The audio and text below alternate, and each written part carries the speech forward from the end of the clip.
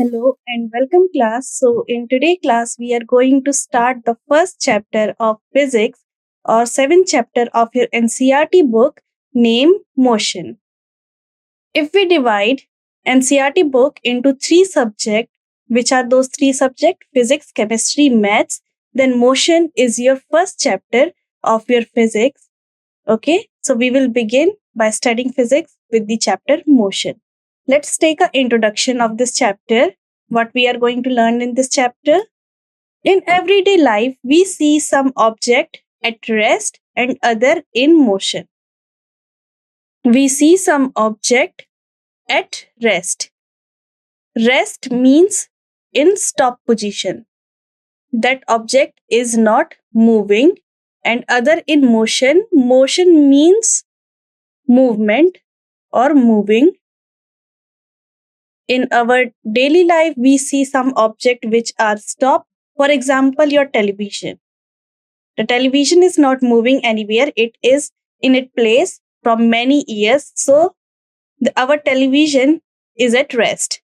While you are moving here and there, then you are in motion.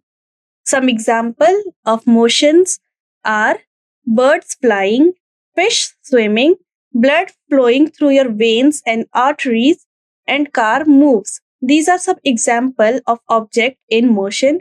And what are the example of some object at rest? Your television, your bed, non-living thing of like tree, okay, table. These are object are in rest. Atoms, molecules, even planets. Planet Earth revolve around the sun and rotate on its axis. So planet is also moving. Stars are moving in a galaxy. So star is also not in rest. It is in motion. And galaxies are also in motion. We can often perceive an object to be in motion when its position changes with time. Okay. We know that time is moving continuously. Okay. And if any object is stationary and time is moving, we will say that that object is at rest. And if any object which is moving when moving or its position is changing with respect to time, then we will say that that object is in motion. So what is the definition of motion?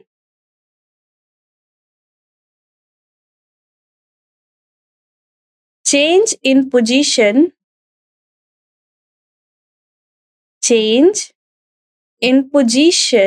with respect to time is defined as motion. Change in position with respect to time is known as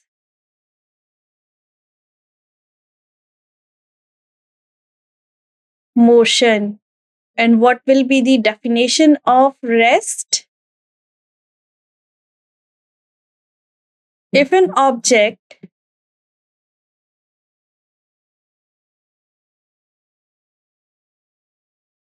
does not changes its position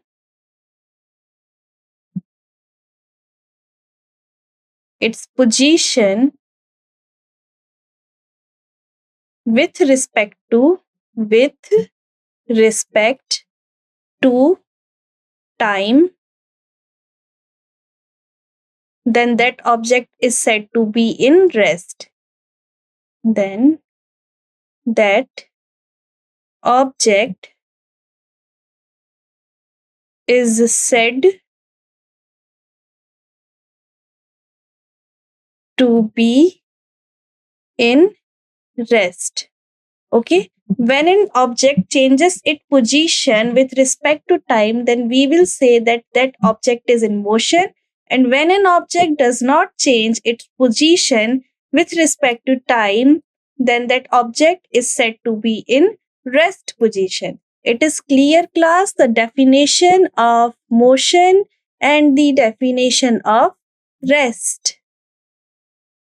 Now let's move forward. However, there are situations where the motion is inferred through indirect evidence. There are lots of situations where you imagine motion of other thing with respect to other. For example, when a leaf is moving, we don't say that the leaf is in motion. We say that the air is in motion or wind is blowing. Okay. So the movement of dust or the movement of leaves and the branches of tree indicates the motion of the air. Okay.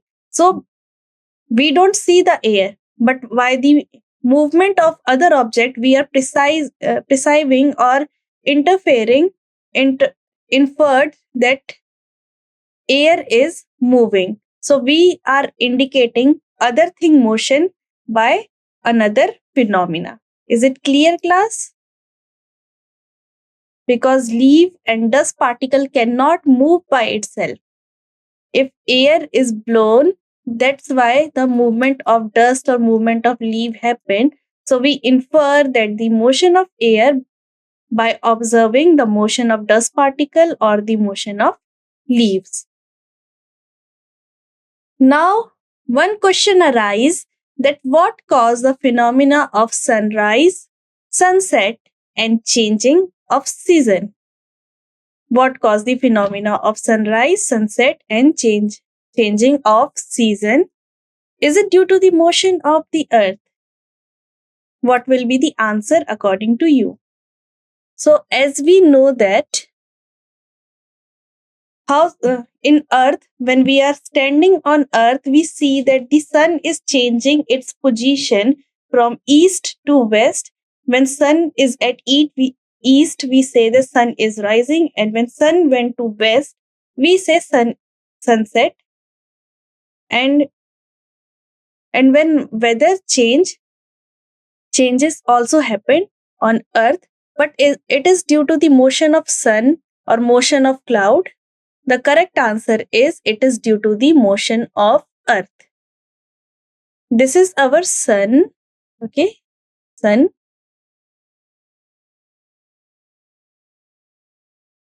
Here is our earth. And we know that earth has two type of motion. What are these? Earth can do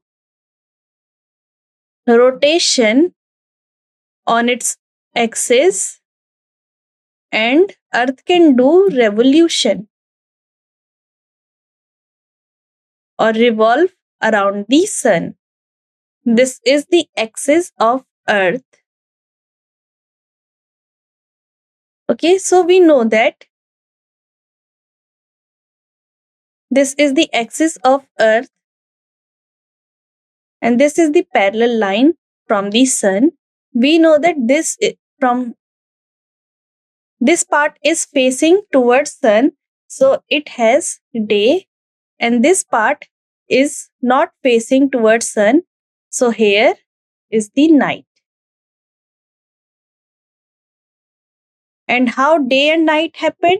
Because earth rotate on its own axis, day and night happen continuously or in a series, and we know that earth also revolve around the sun, and because of that revolution the seasons change on the earth. So the phenomena of sunrise and sunset is not because of the motion of sun, it is because of the motion of earth. But we are on earth, and for us, earth is not moving, it is stationary. For us, in our perspective, sun is changing its position. Clear, class?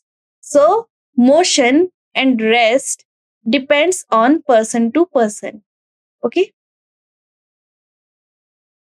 If it is true, why don't we directly perceive the motion of earth?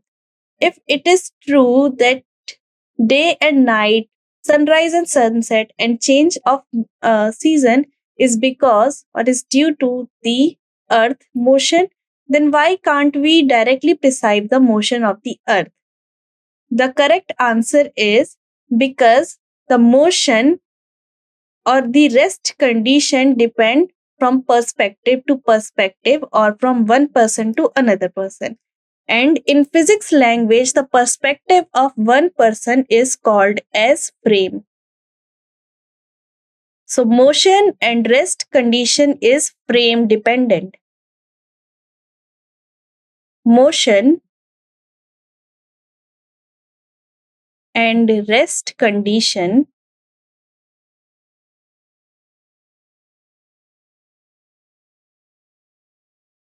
is frame dependent.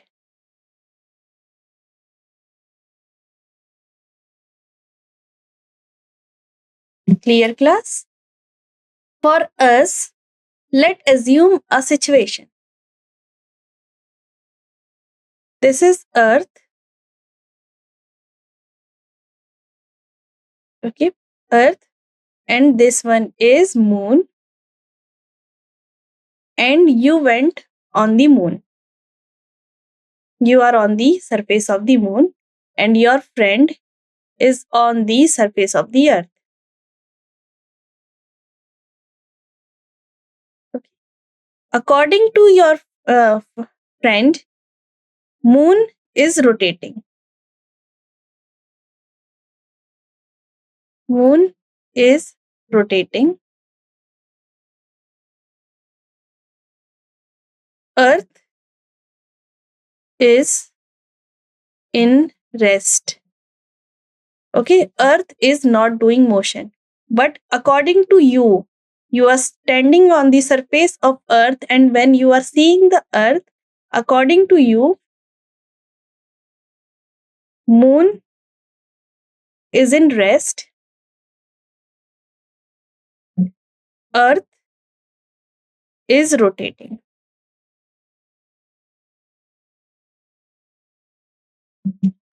Okay, when you will stand on the surface of Earth and when you will see the Earth, you will see that Earth is rotating and you will feel that Moon is not doing the motion. But you are on the Earth, you in everyday lives experience it that Earth is in rest and Moon is in rotation. Moon rotates or change its position. Okay, both you and your friend are not wrong. You are giving correct answer, but in your frame of reference. In your frame, Earth is in rest and Moon is in motion. And in your friend's frame, Earth is in rest and Moon is in motion. But according to you, when you will stand on the surface of the Earth, you will see that uh, Earth is rotating, Moon is in rest. So both rest and motion depends from perspective to perspective, or in physics language depends on the frame. Clear, class? Now there is another example.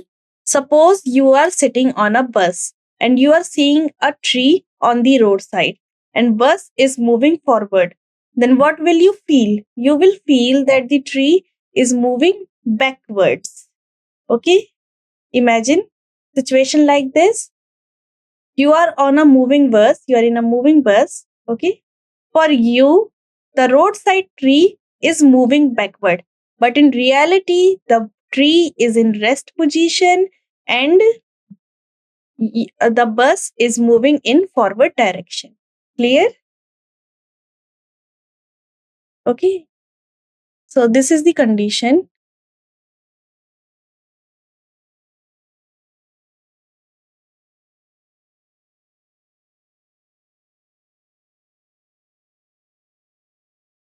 Tree. Okay. This is one tree. And it's a bus. Car. Okay. The car is moving in this direction, but for the person sitting inside this bus or a car, According to him, the tree is moving backwards. But if any person is standing on the roadside, he will say that the car is moving forward and tree is in rest position. And for the person who is inside the car, okay, for him, the tree is moving backwards. So in one frame, okay, the tree is in at rest. In another frame, in the car frame, okay, the tree is in motion. It is moving backwards. So rest condition and motion condition depends on frame. According to this example, we have proved it. However, a passenger inside the bus see his fellow passenger to be at rest. Assume you and your friend is sitting in a bus, okay, and the bus is moving. For you, your friend is in rest, okay. He is not moving. He is just sitting near you. Your friend is in rest. But any person who is standing outside the bus and seeing that moving bus, according to him, you and your friend both are in motion. So what does these observation indicates? These observation indicates that there is no actual rest and motion condition. Rest and motion both depends on the frame of reference.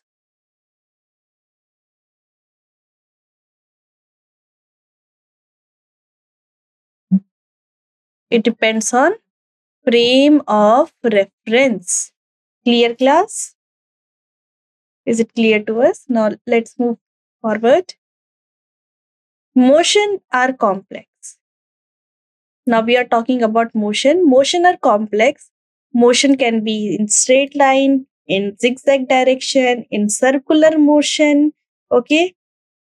Upward, downward motion, to and fro motion. Motion are complex. There are lot of type of motion, but in this chapter, in class 9th motion chapter, we are going to study about two type of motion. First, motion in a straight line, and we will give our maximum time to motion in the straight line. And second is the uniform circular motion. So in this class,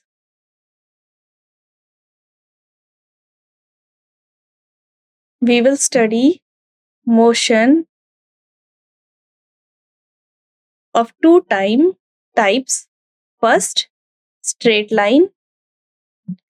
Straight line means any object is moving in a straight line or in single direction, okay, and moving in a straight line.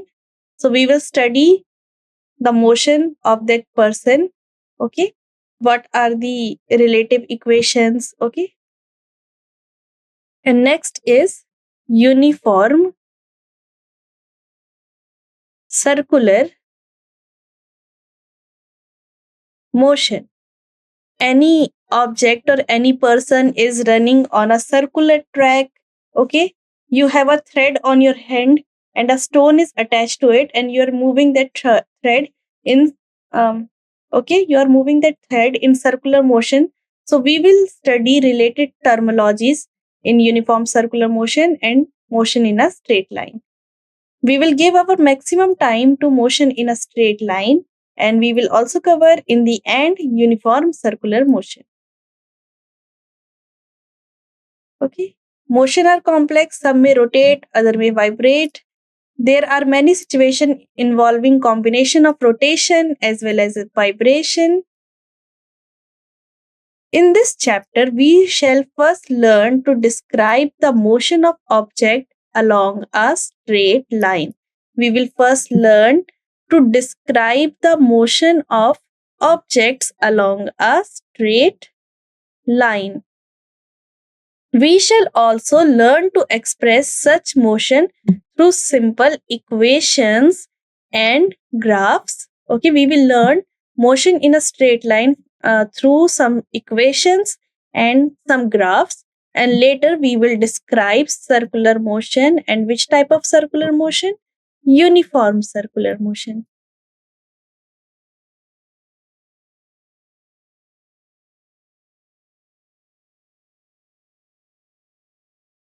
Is it clear, class? This is the introduction of the chapter motion.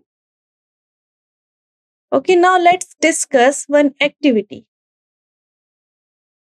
The wall of your classroom are at rest or in motion.